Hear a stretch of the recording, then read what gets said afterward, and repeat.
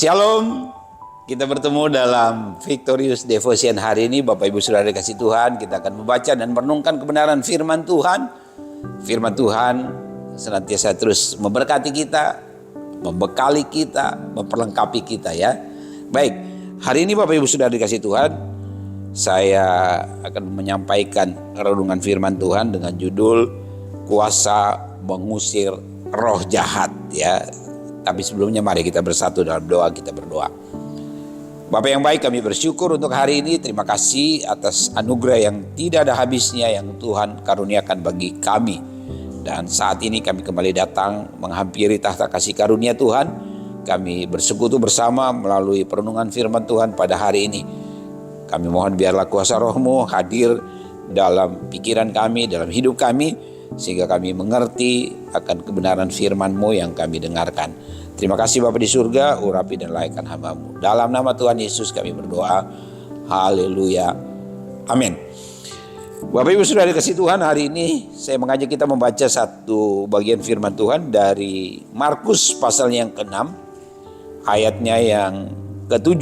Markus 6 ayat yang ke-7. Demikian firman Tuhan. Ia memanggil ke-12 murid itu dan mengutus mereka berdua-dua.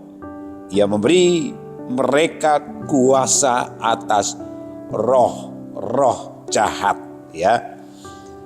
Kalau kita baca judul perikop ini, Yesus mengutus ke-12 rasul ya. Jadi 12 rasul ini tidak selamanya bersama-sama dengan Yesus, di mana Tuhan Yesus ada, mereka ada di sana.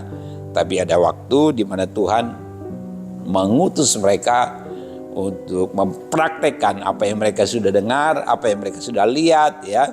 Bagaimana pengalaman-pengalaman mereka bersama dengan Yesus begitu ya. Nah, ketika Yesus mengutus ke-12 murid ini, mereka diperlengkapi Bapak Ibu Saudara dikasih Tuhan. Jadi ini sesuatu yang membuat saya juga sungguh-sungguh merasa bahwa bersyukur kepada Tuhan. Kita percaya kepada Dia, kita melayani Dia. Dan Tuhan tidak hanya mengutus kita, ya, kita kan murid Yesus juga. Tapi ada yang Tuhan berikan kepada murid-muridnya termasuk kepada kita, yaitu Tuhan memperlengkapi kita, memperlengkapi murid-muridnya, ya. Dengan apa? Dengan kuasa. Dengan apa? Dengan otoritas Bapak Ibu Saudara dikasih Tuhan, ya. Jadi luar biasa ini. Bagaimana Kristus mengutus murid-muridnya pergi untuk melayani, pergi untuk memberitakan Injil dengan kuasa yang dari Dia. Nah, Bapak Ibu Saudara dikasih Tuhan, kuasa itu diberikan kepada semua murid-murid, nggak pilih-pilih begitu ya. Siapapun dia, murid Yesus yang ke-12 ini kan latar belakangnya dari profesi yang berbeda-beda ya. Petrus seorang nelayan, ada Matius seorang pemungut cukai, dan yang lain-lain ya. Ya juga mungkin ada tukang kayu karena ada saudara Yesus juga ya yang menjadi murid Yesus. Itu ada banyak profesi dari mereka yang mengikuti Yesus dan yang menjadi murid Yesus ya Bapak Ibu Saudara dikasih Tuhan. Nah, kepada semua murid ini diberikan kuasa gitu ya, kuasa atau otoritas. Otoritas untuk apa Bapak Ibu Saudara dikasih Tuhan? Nah, di sini dijelaskan bahwa otoritas atau kuasa atas roh-roh jahat. Memang roh-roh jahat ini ternyata bukan hanya saat ini saja ya. Roh-roh jahat itu bukan hanya di tempat-tempat tertentu. Roh-roh jahat itu di mana saja ya Bapak Ibu Saudara dikasih Tuhan. Nah, penting sekali murid-murid diperlengkapi dengan otoritas ini, termasuk dengan kita. Ada otoritas, ada kuasa yang Tuhan berikan kepada kita atas roh-roh jahat. Jadi roh-roh jahat itu bukan sesuatu yang menakutkan. Roh-roh jahat itu bukan sesuatu yang harus kita hindari ya. Hindari dalam artian begini, ketika kita berhadapan dengan roh jahat terus kita kabur, bukan. Roh jahat itu kita hadapi. Kenapa? Ada otoritas yang Tuhan berikan kepada setiap kita dan setiap murid-murid yang menjadi murid Kristus ya Bapak Ibu Saudara dikasih Tuhan. Dan otoritas itu bukan hanya diterima, termasuk kita. Ketika kita percaya Kristus, kita diberi kuasa menjadi anak Allah, kita menjadi murid Tuhan Yesus. Ada otoritas yang Tuhan berikan kepada setiap mereka yang percaya kepadanya. Bukan hanya kita bilang, saya terima otoritas itu. Tapi otoritas itu harus dilaksanakan. Murid-murid Tuhan Yesus menerima otoritas itu, mereka harus laksanakan otoritas itu ketika mereka terima, ketika mereka pergi memberitakan Injil, mereka berhadapan dengan roh-roh jahat, ya mereka pergunakan otoritas itu, Bapak Ibu Saudara dikasih Tuhan.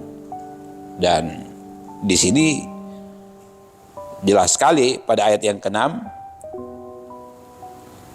dan dilanjutkan ayat yang ke-6 dikatakan, dan berpesan kepada mereka supaya jangan membawa apa-apa dalam perjalanan mereka kecuali tongkat roti pun jangan, bekal pun jangan, uang dalam ikat pinggang pun jangan, gitu ya. Dan selanjutnya benar-benar di sini murid-murid ya hanya mengandalkan bagaimana kuasa Tuhan ya, yang mereka percaya, yang mereka imani, yang mereka terima dari Tuhan itu dalam mereka melayani. Jadi Bapak Ibu Saudara dikasih Tuhan, biarlah setiap kita menyadari bahwa ada otoritas ilahi atas setiap kita untuk mengalahkan roh-roh jahat ya. Roh-roh jahat itu kan bisa menyerupai apapun ya.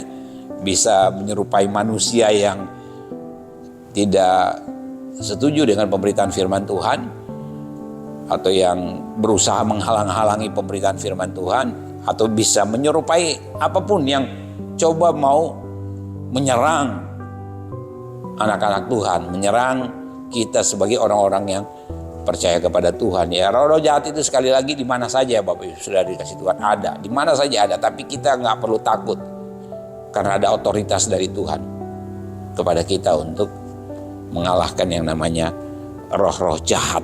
Kalau bicara roh-roh jahat artinya bukan satu ya, tapi banyak ya. Roh-roh jahat itu sekali lagi bisa menyerupai apapun, tapi kita tidak perlu takut karena ada otoritas ilahi atas kita yang percaya kepada Kristus. Mulai hari ini biarlah setiap kita terus percaya bahwa otoritas ilahi ada bersama dengan kita dalam seluruh kehidupan kita, dalam seluruh aktivitas kita, dalam seluruh keberadaan kita ya, hari lepas hari ya Bapak Ibu Saudara dikasih Tuhan. Terima kasih kepada Tuhan yang sungguh-sungguh telah mengaruniakan otoritas ilahi itu kepada setiap kita. Demikian Bapak Ibu Saudara dikasih Tuhan firman yang kita renungkan pada hari ini. Dan mari kita tidak hanya jadi pendengar saja ya, tapi juga kita menjadi pelaku firman ya. Baik, mari kita bersatu dalam doa, kita berdoa. Bapa di surga, terima kasih, kami bersyukur Engkau telah berikan otoritas kepada setiap murid-murid dan kepada kami atas setiap roh-roh jahat apapun itu juga. Kami bersyukur, dan biarlah setiap kami Tuhan sungguh-sungguh menyadari bahwa Tuhan tidak pernah membiarkan kami. Tuhan terus ada bersama dengan kami, dan kami akan terus menjalani kehidupan ini, dan kami percaya kemenangan ada di pihak kami karena otoritas ilahi itu Tuhan sudah berikan kepada setiap kami. Terpujilah Engkau Bapa di surga, dalam nama Tuhan Yesus kami berdoa. Haleluya. Amin. Demikian Bapak Ibu Saudara dikasih Tuhan. Tuhan Yesus memberkati.